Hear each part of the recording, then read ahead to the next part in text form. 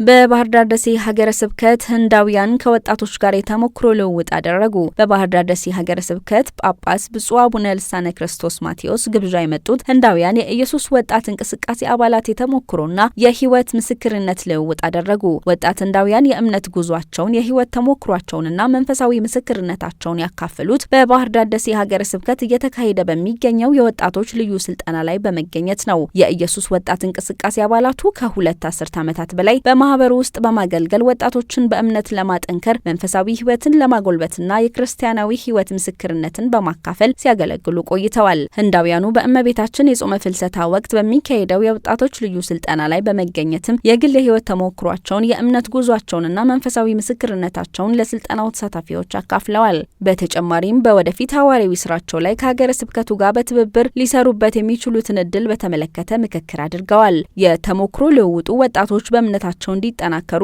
በመንፈሳዊ ህይወታቸው እንዲያድጉና እምነታቸውን በዕለት ተዕለት ህይወታቸው በተግባር እንዲመሰክሩ የሚያበረታታ መልእክት ማስተላለፉን ከባህር ዳር ደሴ ሀገረ ስብከት ኮሚኒኬሽን ቢሮ ያገኘነው መረጃ ያመለክታል።